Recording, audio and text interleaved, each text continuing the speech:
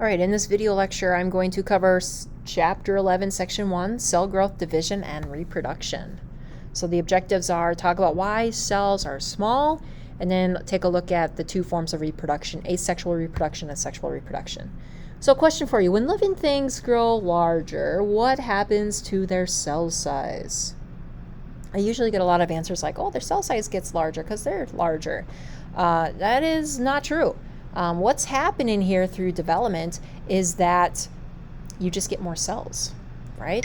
Your cells stay the same size. You just get more of them. So if I were to bring my daughter into school, and say, who's got more cells? I would, you'd say, you, Mrs. Erickson, you have more cells than my daughter, okay? So why are cells small? Well, there's two reasons. When a cell grows, it does grow larger in size, but if it gets too large, well then you know what? It's taken a longer time to move those nutrients and waste materials. It's not moving them fast enough, and those waste products could build up and become toxic to the organism. Not only that, because the cell is getting larger, you're building more materials, right? You need more macromolecules. You need more energy to sustain activities inside that cell. So you're placing increase in demand on its DNA. So cells solve this issue by dividing, okay? They say, oh, you know what, I'm getting too big, I'm not working as efficiently anymore, you know what, I'm going to split in two.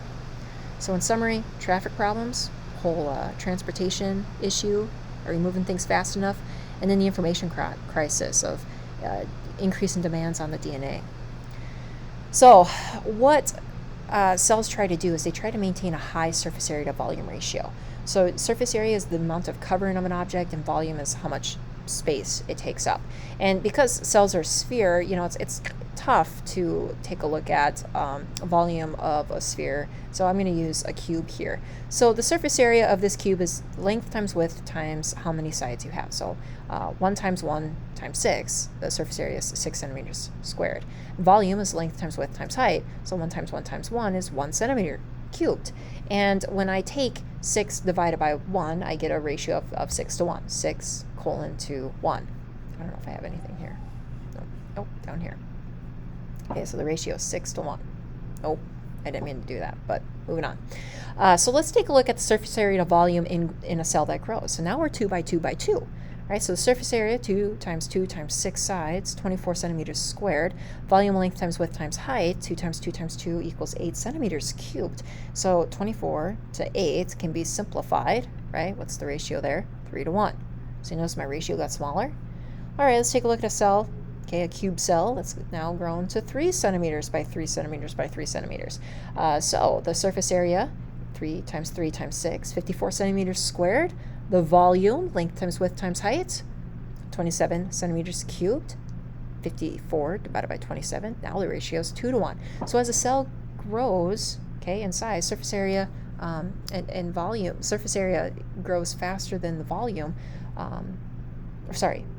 Volume grows faster than surface area. Okay, now I'm mixing myself up. But bottom line is your ratio gets smaller. So you'll find your largest ratio with small cells versus a large cell. So when a cell grows, volume increases faster than the surface area. And this can make it more difficult to get oxygen and nutrients in and the waste products out. So we want a high ratio. Okay, so switching gears to cell division. Cells, when they divide, they produce 2 daughter cells. But in order for a cell to divide, it's got to copy its DNA before the cell divides. And the reason for that is, well, geez, if you create a new cell and it has no DNA, well, that cell's not going to function properly. So it copies those instructions before it splits into 2. And what the cells are doing is they're dividing to make more smaller cells to keep that surface area to volume ratio high. So now I'm going to switch gears to reproduction. What do you look for when you try to find a mate? Not just, animals, but maybe in humans.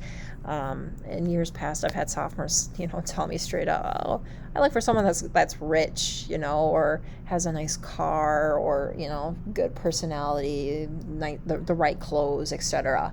Right? So here I got Mr. Bacteria. You know, does he need the car, the flashy cars, the money, the estate, the good looking hair to reproduce? No. Okay. So there are two types of reproduction out there. We have asexual reproduction and sexual reproduction. And asexual means that there's just one parent, and that parent will split into two to form an identical offspring. For a single-celled organism, whether or not it's prokaryotic or eukaryotic, cell division is its form of reproduction. So when it does divide, it has created a new individual. Multicellular have a few ways that they can do asexual reproduction. They can do binary fission, bud-in, fragmentation. Bud-in means it just grows off of the parent, becomes a new organism. Fragmentation, you cut a piece off and it regenerates itself. Sexual reproduction means that the offspring produced has a combination of genetic material from two parents. So mom makes egg cells, it has half the number of chromosomes. Dad makes sperm cells, has half the number of chromosomes. Those chromosomes unite in the process of fertilization. The zygote becomes an embryo, and this embryo is a mixture of mom and dad. So when we compare asexual and sexual reproduction, there are some advantages and disadvantages. Asexual means that, okay, one parent, right? Because it's one parent, you can produce a lot of offspring in a short period of time. You're not wasting time finding a mate. If that environment is extremely stable, those offspring will thrive. But if conditions change, then because those offspring lack genetic diversity, they may not be well adapted to those new conditions.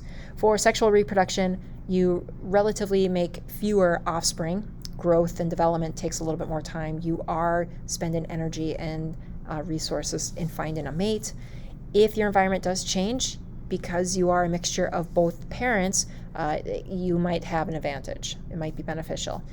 Offspring may be less well adapted to their current conditions. So that does it for section 11.1.